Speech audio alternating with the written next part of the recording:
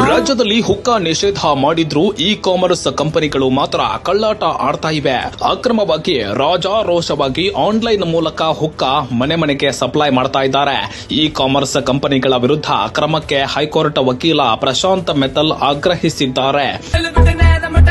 ಹುಕ್ಕಾ bar ಹುಕ್ಕಾ ಪದಾರ್ಥಗಳನ್ನು ರಾಜ್ಯ ಸರ್ಕಾರ ಬ್ಯಾನ್ ಮಾಡಿದೆ.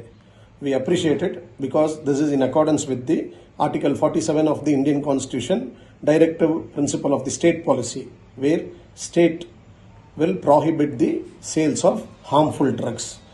ಆದರೆ ಆನ್ಲೈನ್ ಪೋರ್ಟಲ್ಸ್ ಇ-ಕಾಮರ್ಸ್ ಮುಖಾಂತರ ಸುಮಾರು ಜನ ಈ ಹುಕ್ಕಾ ಪದಾರ್ಥಗಳನ್ನು ಮನೆಗೆ ಡೆಲಿವರಿ ತಗೋತಾರೆ ವಿತ್ ಡಿಸ್ಕೌಂಟ್. ಇದನ್ನ ಯಾಕೆ ರಾಜ್ಯ ಸರ್ಕಾರ ಬ್ಯಾನ್ ಮಾಡಿಲ್ಲ? ಸುಮಾರು 1 ವರ್ಷ ಆಯಿತು ಈ ಪಾಲಿಸಿ ಬಂದು. ಬಟ್ ಆನ್ಲೈನಲ್ಲಿ ಎಲ್ಲರೂ ಈ ಪದಾರ್ಥಗಳನ್ನ ವಿತ್ ಡಿಸ್ಕೌಂಟ್ ಮನೆಗೆ ತಗೊಳ್ತಾ ಇದ್ದಾರೆ, ತರಿಸ್ಕೊಳ್ತಾ ಇದ್ದಾರೆ, ಡೆಲಿವರಿ ಮಾಡಿಸ್ಕೊಳ್ತಾ ಇದ್ದಾರೆ. ಮತ್ತೆ 13 ವಯಸ್ಸಿಂದ 26 ವಯಸ್ಸೊಳಗಿರೋ ಎಲ್ಲ ಮಕ್ಕಳುಗಳು ಇದನ್ನ ತುಂಬಾ ಯೂಸ್ ಮಾಡ್ತಾ ಇದ್ದಾರೆ.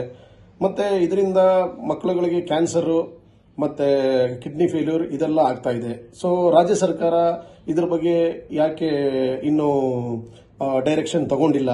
ಯಾಕೆ ಇದನ್ನ ಇನ್ನೂ ಆನ್ಲೈನ್ ಪೋರ್ಟಲ್ಸ್ ನ ಬ್ಯಾನ್ ಮಾಡಿಲ್ಲ?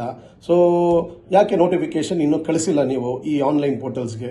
ಸೊ ಇದರ ಮೇಲೆ ನಾನು ಡಿಜಿ ಅಂಡ್ ಐಜಿ ಆಫ್ ಪೊಲೀಸ್ಗೆ ಮತ್ತು ಬಿಬಿಎಂಪಿ ಕಮಿಷನರ್ಗೆ ನಾನು ಪತ್ರಗಳನ್ನ ಬರೆದು ಕಳಿಸಿದ್ದೀನಿ. ಯಾಕೆಂದ್ರೆ ಇವರು ಬಿಬಿಎಂಪಿ ಅವರು ಜನಜಾಗೃತಿ ಅಭಿಯಾನ ಎಲ್ಲ ಮಾಡ್ತಾ ಇದ್ರು, ಪೊಲೀಸ್ ಅವರು ರೇಡ್ ಎಲ್ಲ ಮಾಡ್ತಾ ಇದ್ರು. ಈ ಆನ್ಲೈನ್ ಪ್ರಾಡಕ್ಟ್ಸ್ ಸೇಲ್ ಮಾಡೋರಿಗೆ ಈಗ ಏನ್ ಮಾಡ್ತೀರಿ ನೀವು? ಯಾಕೆ ನೀವು ಹೈಕೋರ್ಟ್ ಡೈರೆಕ್ಷನ್ ತಗೊಂಡಿದ್ನ ಯಾಕೆ ಬ್ಯಾನ್ ಮಾಡಿಸಿಲ್ಲ ನೀವು ಇನ್ನೂ? ಸೊ ಇದೊಂಥರ ನೀರಲ್ಲಿ ಹೋಮ ಮಾಡ್ದಂಗಿದೆ. ಈ ಪಾಲಿಸಿ ಯಾವ ತರ ಇದೆ ಅಂದ್ರೆ, ನೀವು ಸೊಳ್ಳೆಗಳು ಬರಬಾರ್ದು ಅಂತ ಮನೆಯಲ್ಲಿರೋ ಎಲ್ಲಾ ಬಾಗಿಲುಗಳನ್ನ ಮುಚ್ಚಿಸಿ ಒಂದು ಕಿಟಕಿ ಓಪನ್ ಮಾಡಿದ್ರೆ ಸೊಳ್ಳೆಗಳು ಮನೆ ಒಳಗಡೆ ಬರದೇ ಇರುತ್ತಾ? ಸೊ ದಯಮಾಡಿ ನನ್ನಲ್ಲಿ ಮನವಿ ಏನು ಅಂದ್ರೆ, ನೀವು ದಯವಿಟ್ಟು ಇದನ್ನ ಆನ್ಲೈನ್ನಲ್ಲಿ ಆಗ್ತಾ ಇರೋ ಇದನ್ನ ಬ್ಯಾನ್ ಮಾಡಿಸಿ. ಮತ್ತೆ ಇದು ಯಾವ ತರ ಇದೆ ಅಂದ್ರೆ, ಪ್ರಜ್ಞೆ ಇಲ್ದಿರೋ ಸರ್ಕಾರ ಬೆಳಕಿಲ್ಲದ ಸರ್ಕಾರಿ ಕಚೇರಿಯಲ್ಲಿ ಕೂತ್ಕೊಂಡು ಕೆಲಸ ಮಾಡ್ದಂಗಿದೆ. ಸೊ ನಿಮ್ಮ ಕೈಲಿ ಆಗಿಲ್ಲ ಅಂದ್ರೆ ನಮ್ಗೆ ಹೇಳಿ, ನಾವು ಹೆಲ್ಪ್ ಮಾಡಕ್ಕೆ ರೆಡಿ ಇದ್ದೀವಿ. ನಾವು ಪಬ್ಲಿಕ್ ಇಂಟ್ರೆಸ್ಟ್ ಲಿಟಿಗೇಷನ್ ಫೈಲ್ ಮಾಡ್ತೀವಿ.